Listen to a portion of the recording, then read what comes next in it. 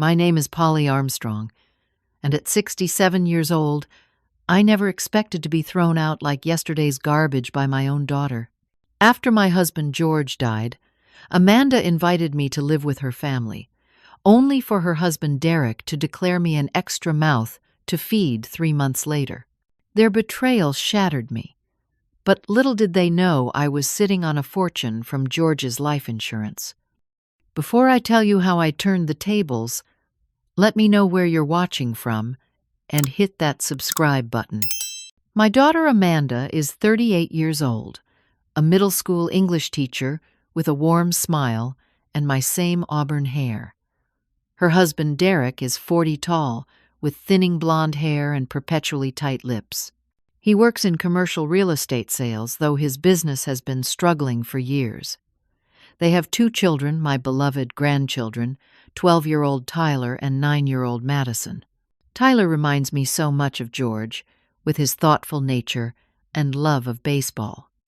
Madison is artistic and sensitive, always drawing pictures that cover their refrigerator. George and I were married for 45 wonderful years.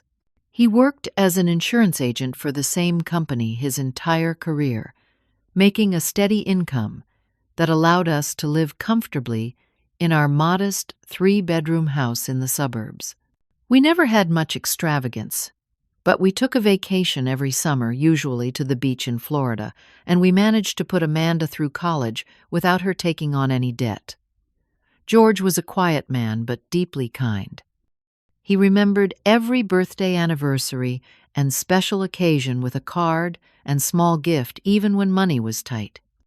His death 8 months ago came without warning. One moment he was mowing the lawn on a Saturday morning, the next he was clutching his chest and falling to the ground. The paramedics said it was a massive heart attack. They tried to revive him, but he was gone before they reached the hospital.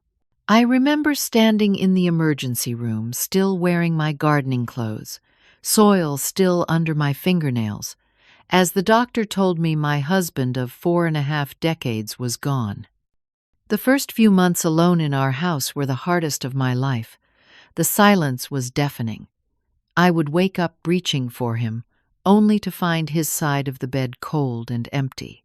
I talked to him constantly, asking his advice on bills, telling him about my day, sharing memories. Some days, I barely got out of bed. Others I would clean manically, trying to keep busy enough that the grief couldn't catch me. What George never told me was that we were in more financial trouble than I realized. He had taken out a second mortgage on the house to help Amanda with a down payment on her own home 5 years ago. The payments were manageable with his income, but on just my Social Security they became impossible. There were credit card debts I never knew about, medical bills from his last checkups, and property taxes coming due. I tried to make sense of our finances, but George had always handled the money, and I was drowning in paperwork and responsibilities. It was during this time that Amanda started visiting more often. She would bring the grandchildren and stay for dinner, helping me sort through some of George's belongings.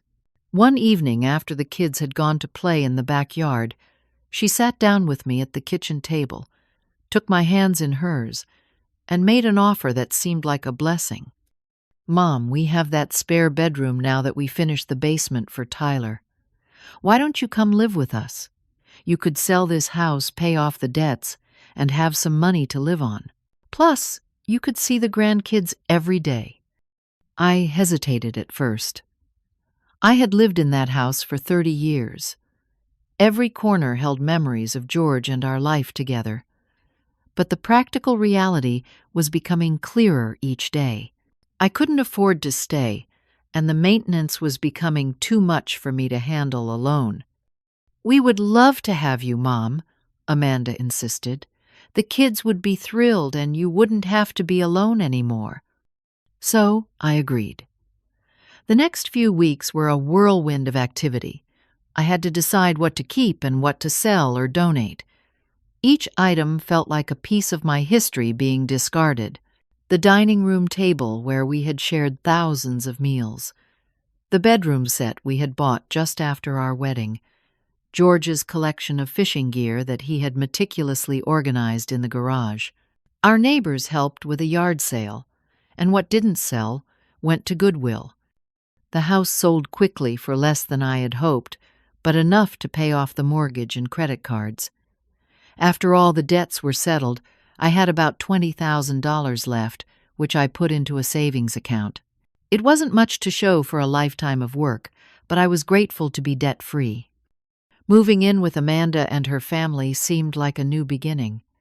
They had a lovely 2-story home in a nice apartment complex with a community pool and playground.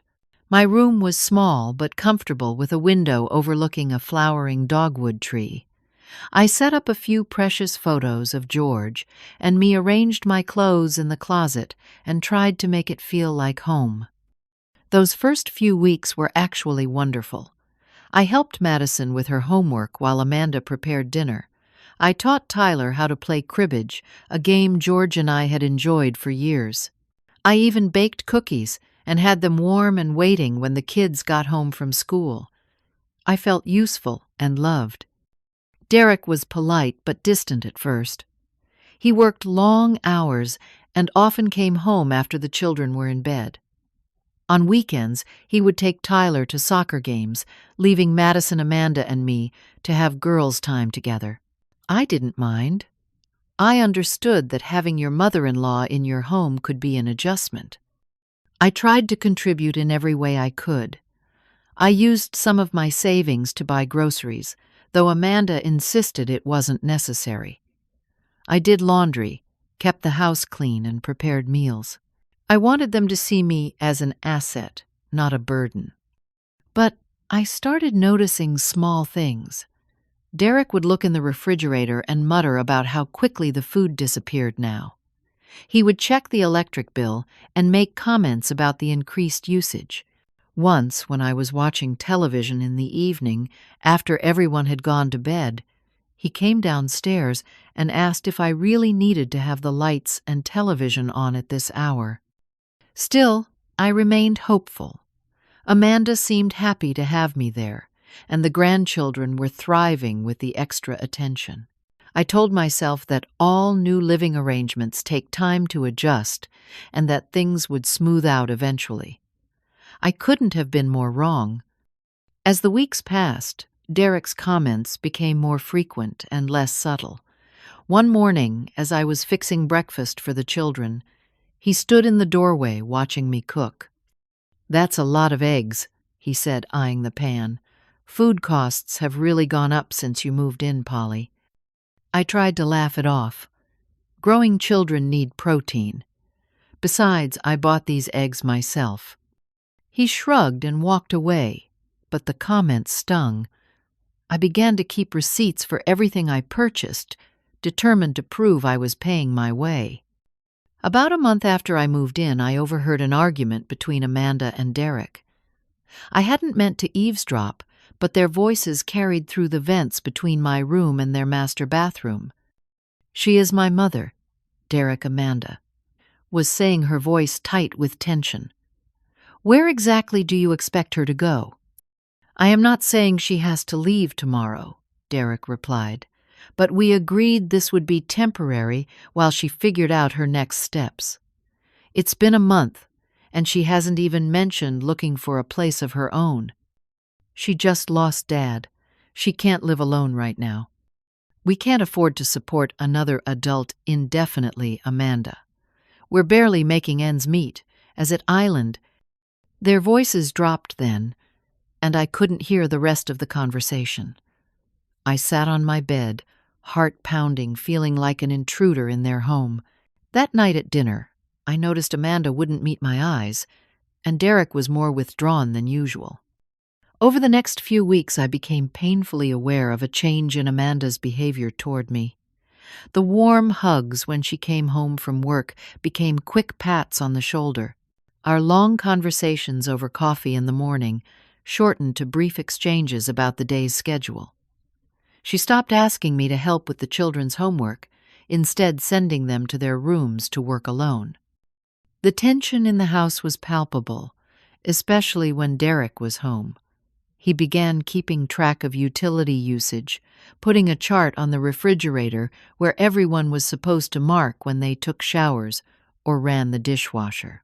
He installed a programmable thermostat that he controlled from his phone, keeping the house uncomfortably cool during the day when only I was home. One evening, when Amanda was at a parent-teacher conference, Derek confronted me about using the washing machine. "I noticed you're doing laundry almost every day," he said, arms crossed, as he stood in the laundry room doorway. "Our water bill has doubled." "I'm just trying to keep up with everyone's clothes," I explained.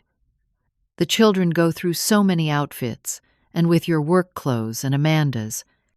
"Maybe we need to establish a laundry schedule," he interrupted. "One load per person per week. That should be sufficient." I nodded, not wanting to argue, but inside I was hurt and confused. Was doing the family's laundry not a contribution? Was I supposed to let dirty clothes pile up to save a few dollars on water? It was around this time that I learned more about their financial situation. Amanda left a past-due mortgage notice on the counter one day, and I couldn't help but see the frightening red letters. When I gently asked her about it, she broke down in tears. "Derek's business is struggling," she admitted. "The real estate market has been terrible, and he hasn't made a decent commission in months. We're 3 months behind on the mortgage, and the credit cards are maxed out. I've been picking up extra tutoring jobs after school, but it's not enough." My heart broke for my daughter. "Amanda, I have some savings. Not much, but enough to help catch up on the mortgage. Please let me help." She refused at first, her pride getting in the way. "No, Mom. We invited you to live with us, to help you, not the other way around." "We're family," I insisted. "We help each other." Eventually, she accepted a loan of $5,000, promising to pay me back when things improved. I transferred the money the next day, happy to be able to help my child in her time of need. Derek never thanked me for the money. In fact, he seemed even more resentful after Amanda told him about my loan. Perhaps it wounded his pride to take money from his mother-in-law, or maybe he saw it as me buying my place in their home. Whatever the reason, the atmosphere grew even more strained. I tried to maintain a positive outlook. I spent more time in my room to stay out of Derek's way. I scaled back on cooking elaborate meals, sticking to simple, inexpensive dishes. I even offered to pay a set amount for room and board each month, though Amanda refused to accept it. The breaking point of this phase came during a Sunday dinner. Derek had been quiet and tense all day, having received a call that morning that I gathered was about business. As we sat eating the pot roast I had prepared, he suddenly slammed his fork down. "Do you have any idea what groceries cost these days?" he demanded, looking directly at me. This roast was $20. $20 for one meal. Amanda gasped. "Mom bought the groceries this week. You know that." "It doesn't matter who bought it," he snapped. "It's the principle.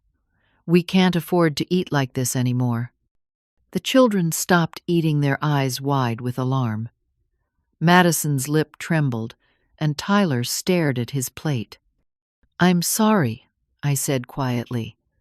"I thought a nice Sunday dinner would lift everyone's spirits." Derek pushed his plate away and left the table without another word. Amanda gave me an apologetic look before following him. I sat with my grandchildren in awkward silence, trying to salvage the meal with forced conversation about their school activities. Later that evening, I overheard Amanda and Derek discussing alternative arrangements for me. Derek suggested I look into senior apartments, and Amanda weakly proposed, asking her brother if I could stay with him for a while, even though my son lived across the country in a one-bedroom apartment. That night, I called my friend Barbara, the only person from my old neighborhood I still kept in regular contact with. Through tears, I told her everything. "Polly," she said firmly, "this is not right. You are Amanda's mother, not some boarder. And after all you've done for her over the years, I think she's caught in the middle, I said, trying to defend my daughter. Derek is under so much financial pressure. That's no excuse for treating you like a burden. Has the life insurance money come through yet? George had a policy, didn't he? Yes, but the insurance company is still processing it.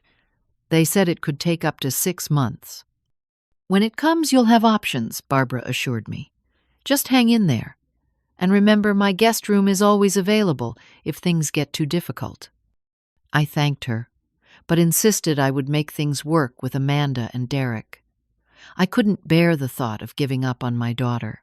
Besides, leaving would mean seeing less of my grandchildren, and they had become my main source of joy in this difficult time.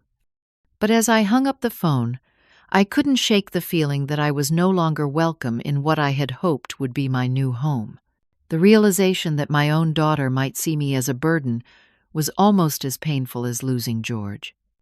The tension in the house continued to build over the next few weeks. Derek began coming home earlier from work, which I later realized was because his business had slowed to almost nothing. Having him around the house more often meant I felt increasingly watched and judged. One evening, Amanda announced she was making a special dinner and asked me to join them at the table. I had been taking more meals in my room, claiming I wanted to watch my programs while I ate, but really trying to minimize my presence. That night I dressed nicely, and even put on a bit of makeup, hoping that perhaps things were improving. The table was set nicely, and Amanda had made lasagna one of my favorites. The children were on their best behavior, and for a moment it felt like we were a normal, happy family. Then Derek cleared his throat and put down his fork. "Polly, we need to discuss the household expenses," he said, without preamble. "Things are tight right now, and we need everyone to contribute." Amanda looked uncomfortable but didn't contradict him. "We thought maybe we could come up with a fair monthly amount for your share," she added softly. I put down my fork, my appetite suddenly gone. "Of course," I said. "I've offered before to pay for my share. What do you think is fair?" Derek named a figure that made my eyes widen. It was nearly 70% of my monthly Social Security check, which was my only income until the insurance money came through. "That seems high," I said carefully. "That would leave me with very little for my personal expenses." "Personal expenses," Derek scoffed. "Like what? We provide your housing, utilities, and food. What else do you need?" Derek Amanda murmured, looking mortified. "My medications, for one thing," I replied, trying to keep my voice steady. "And I like to buy gifts for the grandchildren. I have my cell phone bill, and I still have to pay for my car insurance." "Maybe you should sell the car," Derek suggested. "You hardly use it anyway, and it's taking up space in the garage." I looked to Amanda for support, but she was staring at her plate. "I need my car," I said firmly. "It's my independence." The conversation ended there, but the damage was done. I agreed to pay $500 monthly, which was still a stretch, but at least left me something to live on. I wrote the first check that night, leaving it on the kitchen counter where Derek would be sure to see it. A few days later, I discovered something disturbing. I was looking for a book in the guest room closet when I came across a stack of mail that had been opened and then stuffed into a shoebox. They were my letters, including correspondence from the insurance company about George's policy. I had been wondering why I hadn't received certain expected mail. Now, I knew Derek had been intercepting it. I confronted Amanda that evening while Derek was at a real estate meeting. I showed her the opened letters, my hands shaking with anger and betrayal. "How could you let him do this?" I asked. "This is my personal mail. It's a federal offense to open someone else's mail." Amanda had the grace to look ashamed. "I didn't know he was keeping them," she said. "He just said he was organizing the mail and would give you yours." As I sorted through the stack, I realized that most of the opened letters were from the insurance company. My suspicions grew when I found the most recent letter dated just a week ago, informing me that George's policy was in the final stages of processing and would be dispersed soon. The next day, Derek's attitude toward me changed dramatically. He greeted me at breakfast, asked how I slept, and even commented that the coffee I made was excellent. The sudden shift was jarring and immediately suspicious. "I was thinking," he said casually as he buttered his toast, "that the garage apartment might make more sense for you than the guest room. It would give you more privacy, your own bathroom. What do you think?" The garage apartment was unfinished space above their detached garage. It had rough plumbing for a bathroom, but no insulation, proper flooring, or heating system. It would take thousands of dollars and months of work to make it livable. "I think that space is nowhere near ready for anyone to live in," I replied, "but thank you for the suggestion." He nodded, his smile tightening. "Just an idea. We could fix it up. Use some of that insurance money that's coming to make it nice for you." And there it was. He knew about the insurance money. What he didn't know was the amount. George's policy was for $2.5 million, far more than Derek likely imagined. George had always believed in being well insured, and he had maintained the same policy for decades long before such amounts became common. Later that day, when Derek was out and Amanda was at work, I had a direct confrontation with Derek. He came home unexpectedly and found me reading through all the mail he had intercepted. "What are you doing with those?" he demanded. "Reading my mail," I replied calmly. "The mail you had no right to open." His face flushed, but he tried to maintain a casual tone. "I was just trying to keep things organized. You know how the mail piles up." Including the letter about George's life insurance policy. The one from last week that I never saw. He had the decency to look away. "I was going to give that to you." "No, you weren't," I said, standing up to face him. "You were hoping to find out how much money was coming so you could get your hands on it." "That's ridiculous," he sputtered. "We've given you a home, taken you in when you had nowhere else to go. Is it so wrong to think you might want to contribute more to the household? Maybe help with the mortgage or the kids' college funds?" "I already loaned you $5,000, I reminded him. "Money I haven't seen any effort to repay. And now you want more? That was a drop in the bucket compared to what we've spent supporting you." He shot back his friendly facade, completely gone. "Do you have any idea how much extra you cost us each month?" I was so shocked by his open hostility that I couldn't respond immediately. In that moment, I saw Derek clearly for what he was, a manipulative man who saw me as nothing more than a potential source of money. "I think I need to talk to Amanda about this," I finally said. "Go ahead," he replied with a shrug. "She agrees with me that you should be contributing more, especially with this insurance money coming." That evening, I tried to speak with Amanda alone, but she seemed to be avoiding me.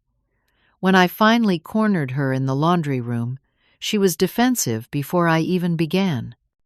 "Derek told me you had a disagreement about the mail," she said, folding towels with quick, angry movements.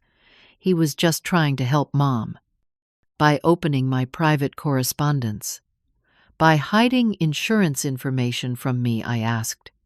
She sighed heavily. "Look, we're all under a lot of stress right now. The mortgage company is threatening foreclosure, Tyler needs braces that insurance won't fully cover, and the car needs major repairs." "So you thought my insurance money could solve all these problems?" I asked quietly. Amanda had the grace to look embarrassed. Not all of it, of course, but we thought, well, Dad would have wanted to help us out, wouldn't he? And it's not like you have a lot of expenses. Her words cut deep, Not only were they planning how to spend my money, but they were using George's memory to justify it. And the suggestion that I, at 67, had no need for financial security was both hurtful and frightening. "Amanda," I said, trying to keep my voice from shaking, "I loved your father for 45 years. He worked hard to make sure I would be taken care of if anything happened to him. That insurance money is my security for the rest of my life." "And you'll be living with us," she countered. "We'll take care of you." In that moment, I realized that my daughter saw me not as an independent adult, but as an elderly dependent who should be grateful for whatever scraps of care and attention she provided. The revelation was like a physical blow. "I need some time to think," I said, turning away so she wouldn't see the tears in my eyes. "Just don't make any hasty decisions about the insurance money," she called after me. "We're family. We should make these decisions together." But as I closed my bedroom door, I knew that the family I thought I had was an illusion. My daughter and her husband saw me as a financial resource, not as a person with my own needs and dignity.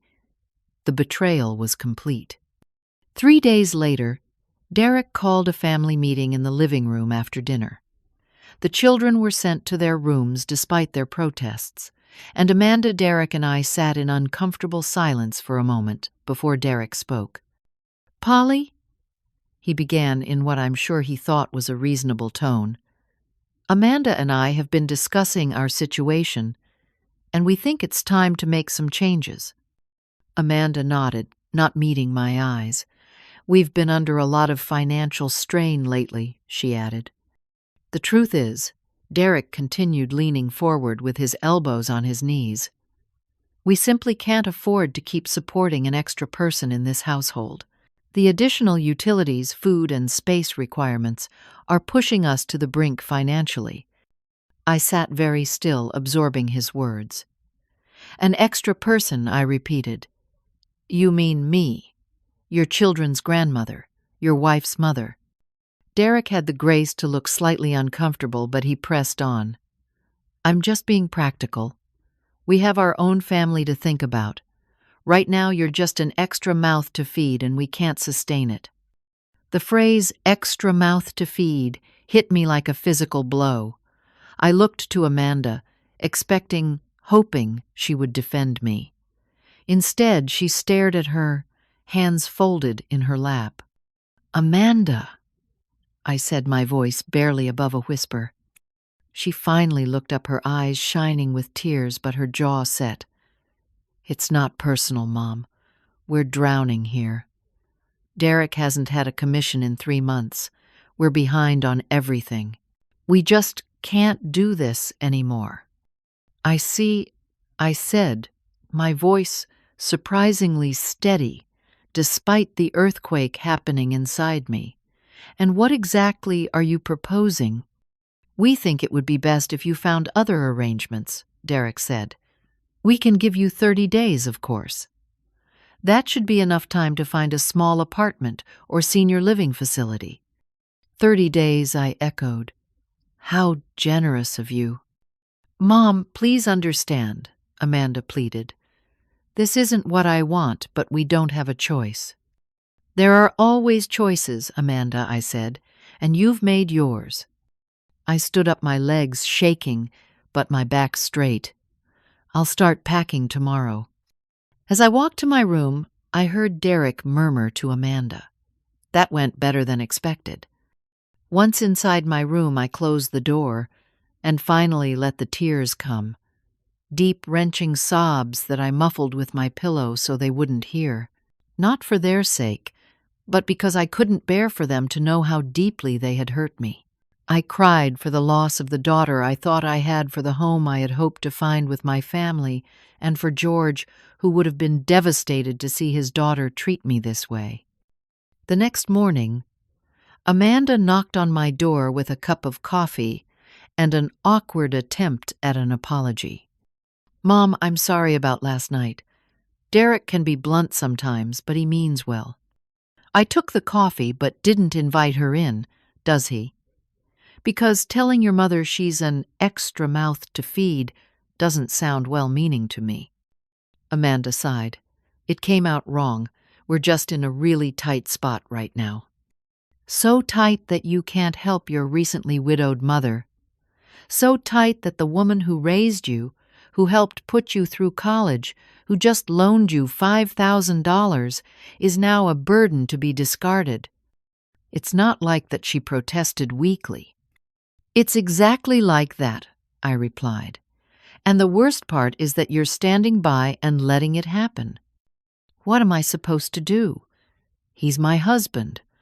We have our children to think about. I'm your mother," I said simply, "and those children are my grandchildren. Family is supposed to help family, not throw them out when times get tough." She had no response to that, just more weak excuses about their financial situation. As she left, I realized that the daughter I had raised, the kind and compassionate girl I had known, was gone. In her place was a woman who had chosen her husband's coldness over her mother's well-being. The next few days were a blur of painful activity. I started packing my belongings, which wasn't difficult as I had already downsized so dramatically when selling my house. Madison came in while I was wrapping picture frames in tissue paper. "Grandma, why are you packing your things?" she asked, her small face scrunched with concern. I tried to explain in terms that wouldn't turn her against her parents. "I'm going to be moving to my own place soon." "But why don't you like living with us?" "I love living near you and Tyler," I said carefully, "but grown-ups sometimes need their own space." "Is it because Daddy said you eat too much food?" she asked innocently. My heart sank. So the children had overheard. "No, sweetheart. It's complicated adult stuff, but I promise I'll still see you and Tyler all the time." She threw her arms around me. "I don't want you to go." I held her close, breathing in the sweet scent of her hair, fighting back tears. "I don't want to go either, but sometimes we have to do things we don't want to do." Tyler was older and understood more. He came to my room that evening, his lanky preteen frame awkward in the doorway. "Mom and Dad are making you leave, aren't they?" he asked directly. I considered how to answer. I didn't want to lie to him, but I also didn't want to damage his relationship with his parents. "They think it would be better if I had my own place," I said finally. He frowned. "It's because of money, isn't it? I heard Dad talking about bills and stuff." "Partly," I admitted. "But it's also about adults needing their own space sometimes." "It's not fair," he said, with all the righteous indignation of a 12-year-old. "Your family." I hugged him, touched by his loyalty. "Life isn't always fair, Tyler. But what matters is how we respond to unfairness, with dignity and grace if we can." The day before I was set to leave, I had one final confrontation with Amanda. I had arranged to stay with Barbara, temporarily, while I figured out my next steps. The insurance money still hadn't arrived, so my options were limited. "I want you to know," I told Amanda as we stood in the kitchen, "that I am deeply disappointed in you. Not just because you're asking me to leave, but because you didn't stand up for what you know is right." "Mom, please," she began, but I held up my hand. "Number, you need to hear this. Your father and I raised you to value family above all else. We taught you that when times get tough, you pull together, not push people away. What you and Derek are doing goes against everything we ever taught you." Tears streamed down her face. "I don't have a choice." "You always have a choice," I replied. "And one day you'll realize what you've lost by making this one." The next morning, Barbara came to pick me up. The goodbyes with the grandchildren were heartbreaking. Madison clung to me sobbing while Tyler stood stoically trying to be brave but with tears in his eyes. Amanda hugged me stiffly, murmuring that she would call soon to check on me. Derek was conveniently absent, having suddenly remembered an early meeting. As Barbara drove me away from the house, I watched my daughter and grandchildren grow smaller in the side mirror until they disappeared altogether. The weight of rejection and betrayal sat heavy on my chest, making it hard to breathe. "It's going to be okay," Polly Barbara said, reaching over to squeeze my hand. "You're strong. You'll get through this." But as we drove to her house, I wondered if that was true.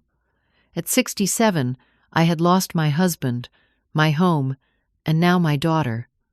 What did I have left to be strong for? The first week at Barbara's house, I barely left the guest room. The pain of Amanda and Derek's rejection was overwhelming. I slept fitfully, ate little, and spent hours staring out the window at Barbara's well-tended garden. Barbara would bring me tea and sit quietly with me, not pushing me to talk but letting me know I wasn't alone. "You know," she said one evening as we sat on her patio, "George would be absolutely furious if he could see you like this." The mention of my husband's name brought fresh tears. He would never have believed Amanda could do this. "No, he wouldn't," Barbara agreed, "but he also wouldn't want you wallowing in misery. He'd want you to fight back." "Fight back?" how I asked. "They've made their decision." "You're Polly Armstrong," she reminded me. "The woman who organized that massive fundraiser for the elementary school when they were going to cut the music program. The woman who nursed George through pneumonia while running a household and working part-time. You don't give up, and you don't let people walk all over you." Her words stirred something in me, a flicker of the strength I had once possessed, but had forgotten in my grief. The next day, I received a call from the insurance company.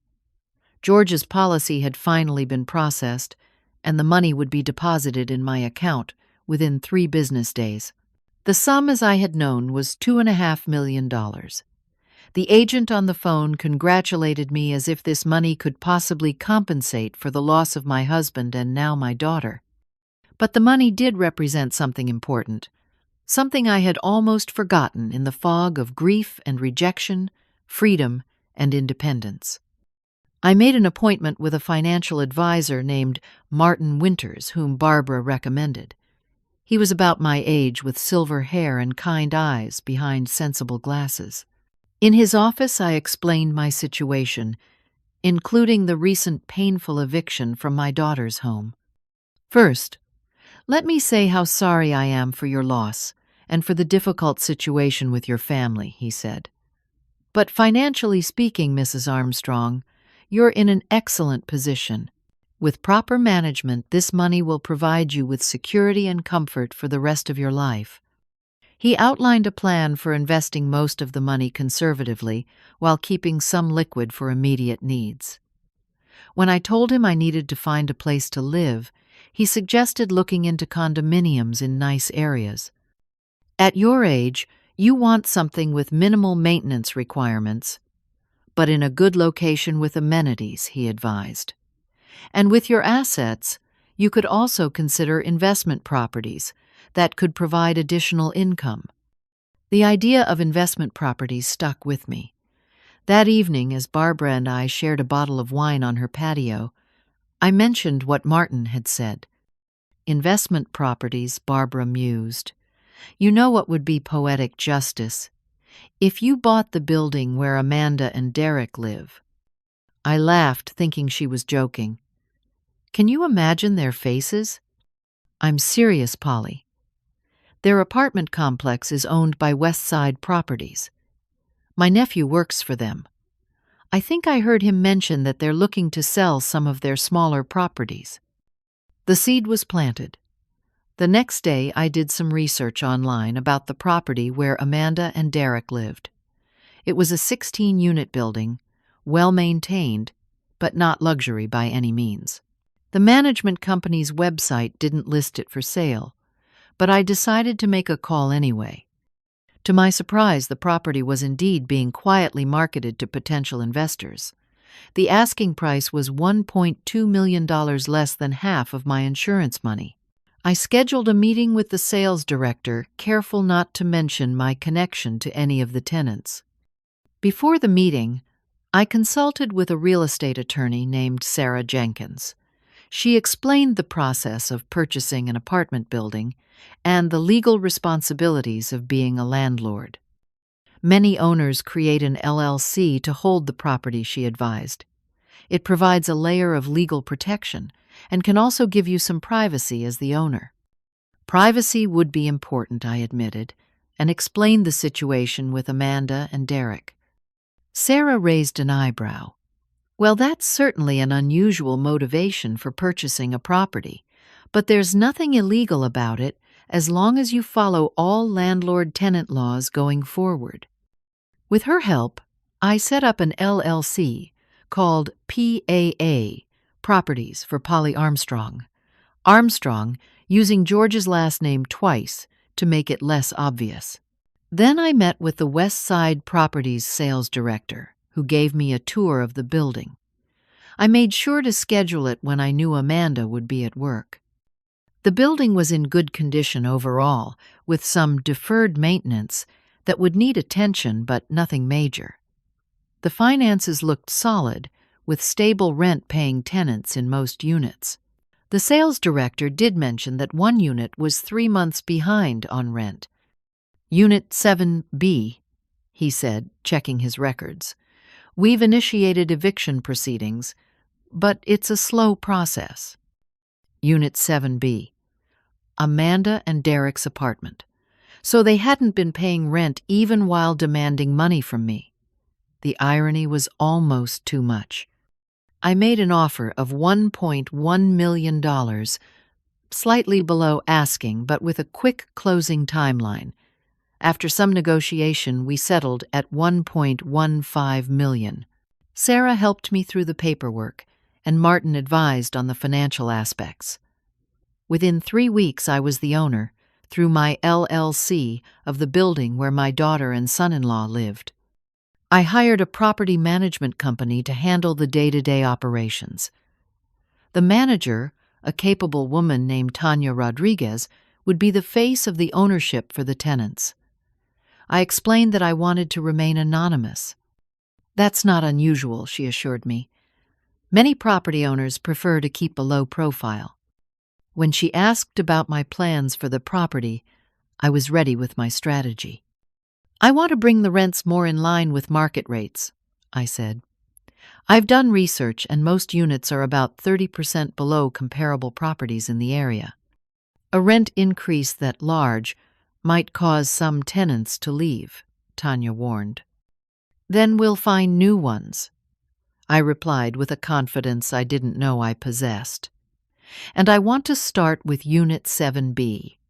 I understand they're significantly behind on rent. Tanya checked her records. Yes, 3 months now. We've sent multiple notices. Send them a final notice, I instructed, and include information about the rent increase effective in 30 days. As Tanya prepared the notices for all tenants, I felt a mix of emotions. Part of me was concerned that I was acting out of vengeance, which George would have discouraged.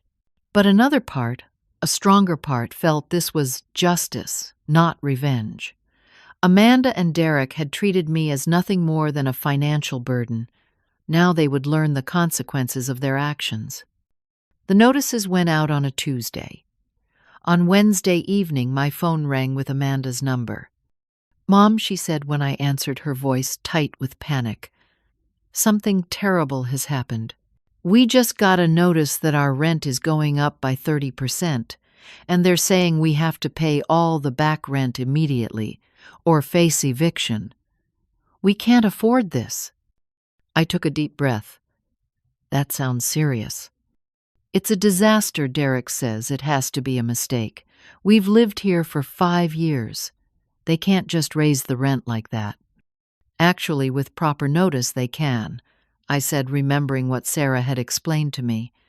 "It's all legal if they give you 30 days' notice. But we can't pay it." "And where did this new management company come from?" "Our building was sold, and no one even told us," These things happen in real estate, I said, amazed at how calm I sounded. But Amanda, I'm curious, why are you 3 months behind on rent? You told me things were tight, but I had no idea it was that bad. There was a pause. How did you know we were behind? I realized my mistake, but recovered quickly. You just said you have to pay all the back rent. I assumed that meant you were behind. Oh, right, she said, sounding flustered. Yes, we've had to make some choices about which bills to pay. The rent just kept getting pushed back. While you were still asking me for money, I pointed out, and telling me I was an extra expense you couldn't afford. Mom, that's not fair. We're really struggling here. Life isn't always fair, I replied, echoing the words I had told Tyler. Sometimes we have to deal with the consequences of our choices. Are you saying you won't help us after everything we did for you? The audacity of that statement took my breath away. After everything they did for me, like throwing me out of their home, like calling me an extra mouth to feed. I'll think about it, I said finally. But Amanda, you and Derek made it very clear that everyone needs to be responsible for their own financial situation. I'm just following your example. I ended the call before she could respond, my heart pounding. I hadn't planned to reveal myself as the new owner yet, but the confrontation was coming soon. I needed to be ready. For the next week I waited and prepared. I found a lovely 2-bedroom condominium in a secure building about 15 minutes from Amanda's apartment complex. It had a doorman elevator access and a small balcony overlooking a park. The price was reasonable at $400,000, and with Martin's help, I made an all-cash offer that was quickly accepted. I moved from Barbara's guest room to my new home-buying furniture and making it comfortable. I wanted a place that was truly mine, a haven where I could build my new life. Barbara helped me decorate, and slowly I began to feel more like myself again. Tanya kept me updated on the situation with Unit 7B. Derek had come to the management office, demanding to speak with the owner about the rent increase. He had been aggressive and unpleasant, threatening legal action. Tanya had calmly explained that the increase was legal, and that their back rent situation put them in a precarious position. He tried to claim financial hardship, Tanya told me over the phone. But when I asked for documentation to support a hardship claim, he couldn't provide anything. What about the other tenants, I asked. How are they responding to the increase? Most are unhappy, of course, but most can afford it. 2 have given notice that they'll be moving out when their leases end. That's actually a lower turnover than I expected. I had instructed Tanya to be more flexible with the other tenants, allowing payment plans for those who were otherwise in good standing. I had no desire to punish innocent people for Derek and Amanda's behavior. 10 days after the notices went out, Tanya called me with an update.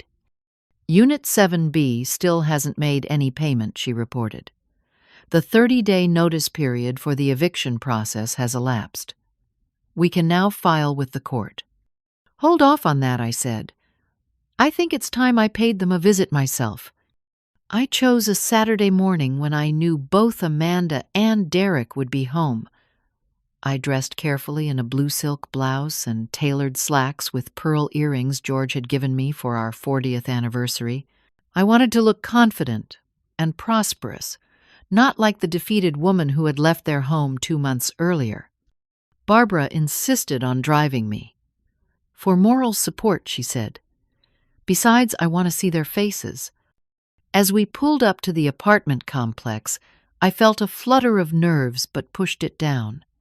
I had been hurt and humiliated by these people. Now it was time to reclaim my dignity.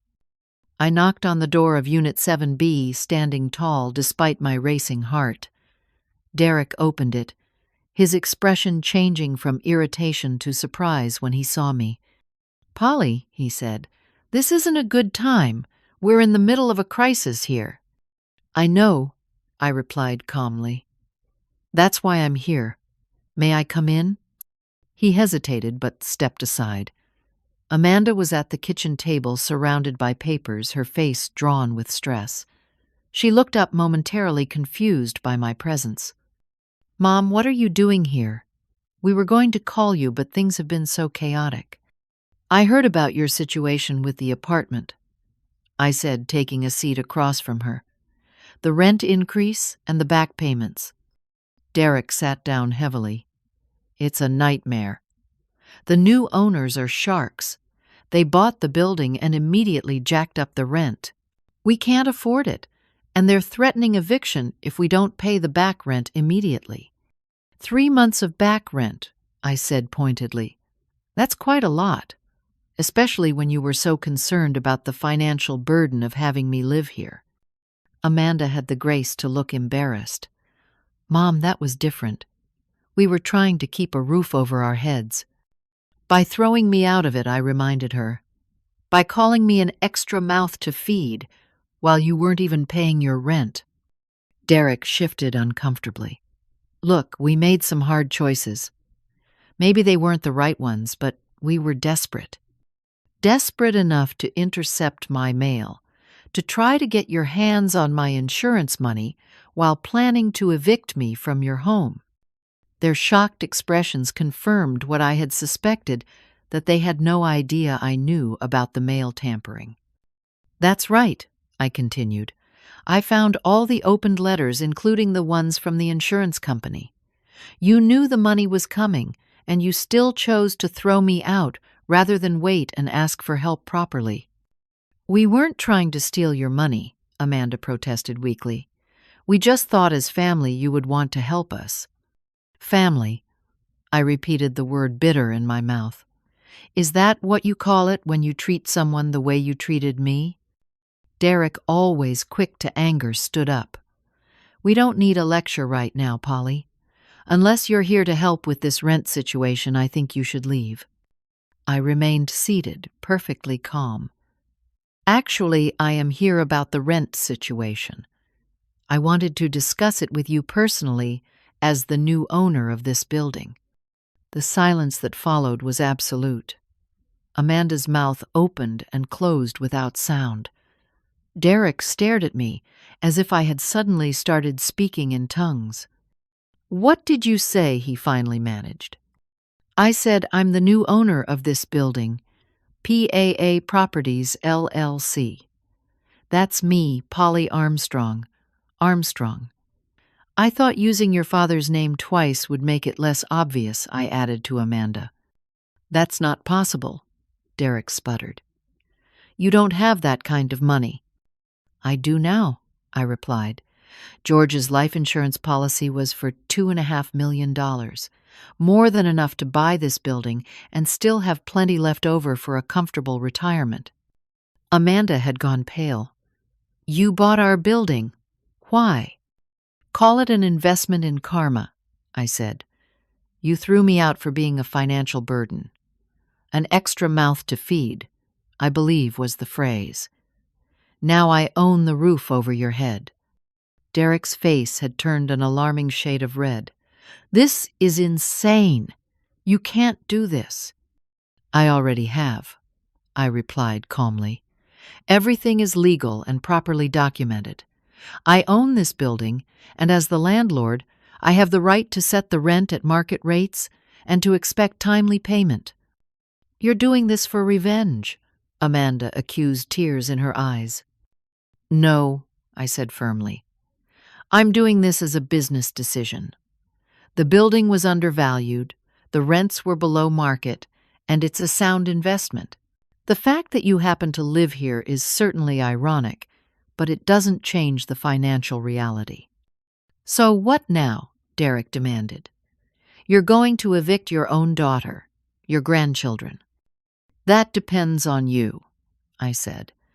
As I would with any tenant, I'm willing to work out a payment plan for the back rent. But the rent increase stands. It's actually quite reasonable for the area. We can't afford it, Amanda said. You know that. Then you'll have to find somewhere else to live, I replied, standing up, just like I had to when you decided I was too expensive to keep around. As I walked to the door, Tyler appeared in the hallway, followed by Madison. Their faces lit up when they saw me. Grandma Madison cried, running to hug me. I missed you so much.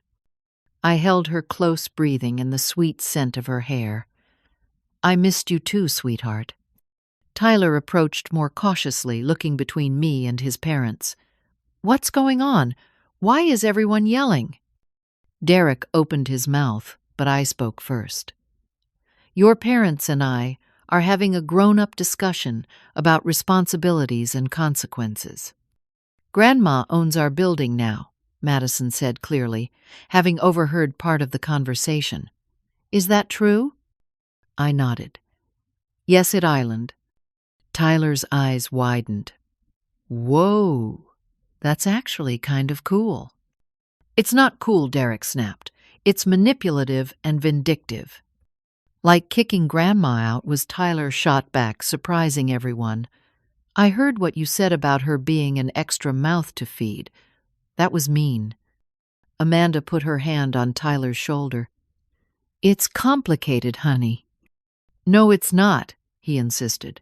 You were mean to Grandma when she needed us, and now she doesn't need us anymore. That's not complicated. Out of the mouths of babes. I hugged Tyler, proud of his moral clarity, even as my heart broke for the position he was in. I should go, I said. Tanya at the management office has my contact information, if you want to discuss payment arrangements. As I left the apartment, I heard the beginning of what promised to be an explosive argument between Amanda and Derek. I felt no satisfaction, only a deep sadness that it had come to this. But I also felt something I hadn't felt in months, self-respect, and the knowledge that I had stood up for myself. Barbara was waiting in the car, eager for details. As I told her what had happened, she alternated between cheers and sympathetic noises. Do you think they'll actually pay? She asked, as we drove away. I doubt it, I admitted. Derek's pride won't let him, but that's their choice now, not mine.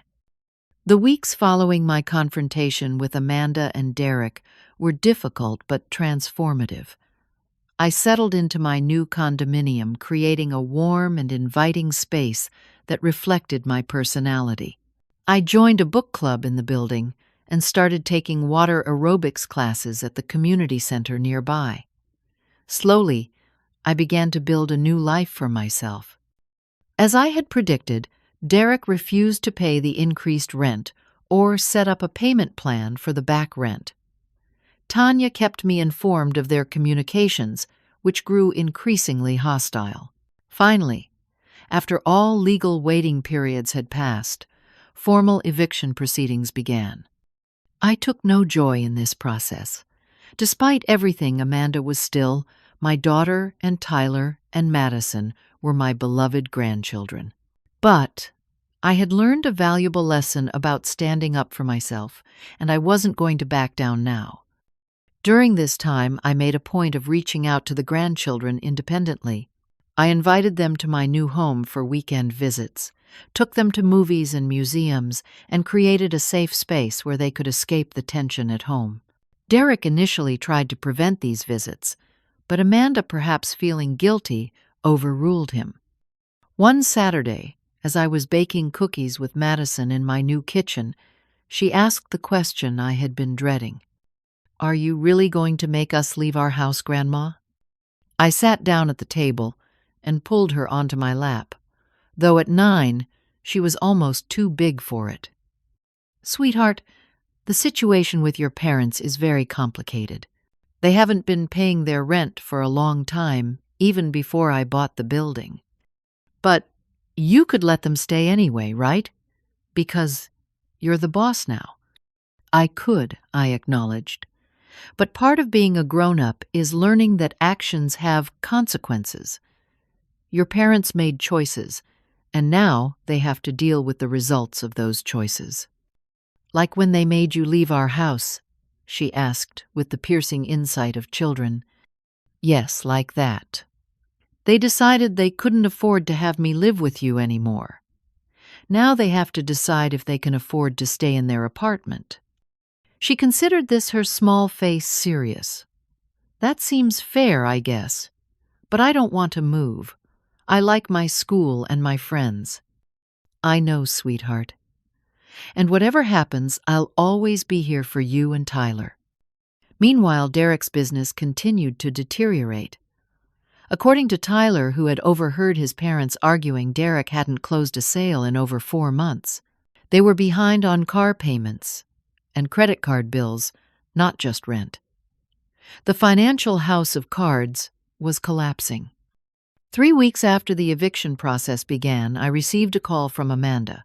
Her voice was strained, and I could tell she had been crying. "Mom, we need to talk. Can I come over alone?"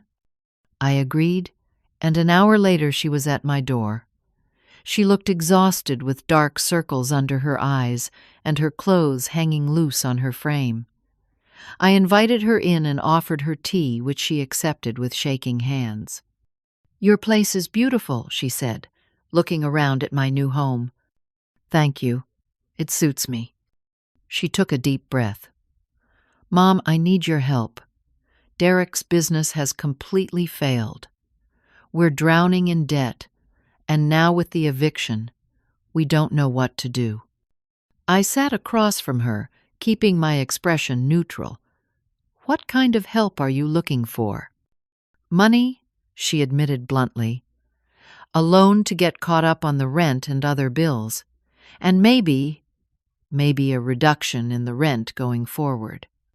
"Amanda," I said carefully, "the last time I loaned you money, you and Derek used it to catch up on the mortgage and then threw me out of your home a month later. Why should I trust you now?" Tears spilled down her cheeks. I know how it looks. I was terrible to you. I let Derek dictate how we treated you, and I didn't stand up for you the way I should have. You chose your husband over your mother," I said. "That's a choice many women make. But the way you did it without compassion or respect for what I was going through after losing your father, that's what hurt the most." "I'm so sorry," she sobbed. "I don't expect you to forgive me. I don't deserve it. But the kids, Mom, they don't deserve to suffer for our mistakes." She was right about that. Tyler and Madison were innocent in all this. I thought carefully before responding. "I am willing to help," I said finally, "but there will be conditions." Amanda looked up, hope breaking through her tears. "Anything. What conditions?" "First, I want respect. Real respect, not just lip service because you need money. That means no more trying to manipulate me, no more treating me like a burden or an ATM." She nodded quickly. "Of course." "Second, we need to establish clear boundaries. I am not your personal bank or your safety net. I'm your mother, and I deserve to be treated with dignity." Another nod, more subdued. "Third, I want honesty from now on, complete transparency about your financial situation and your plans." "Yes, absolutely," she agreed. "And finally, this is not just about money. We need to rebuild our relationship, Amanda. That means regular family dinners, conversations that don't revolve around what I can do for you, and a genuine effort to heal the damage that's been done." She wiped her eyes. "I want that too, Mom. I've missed you so much, and the kids talk about you constantly." "What about Derek?" I asked. "Is he on board with all this?" Her expression faltered. He's struggling right now. His pride is hurt, and he's angry about the situation with the building. I'm not interested in helping someone who sees me as an enemy," I said firmly. "Derek needs to be part of this reconciliation if it's going to work." "I'll talk to him," she promised. "He's not a bad person, Mom. He's just scared and desperate right now." We talked for another hour, working out the details of how I would help them. I agreed to waive the rent increase for 6 months and to forgive the back rent if they committed to paying on time going forward. I also offered a loan to help with their other debts with a formal repayment plan documented by my attorney. As Amanda was leaving, she hugged me tightly. "I don't deserve your help," she whispered, "but thank you." "You're my daughter," I replied simply. "That hasn't changed even when everything else did."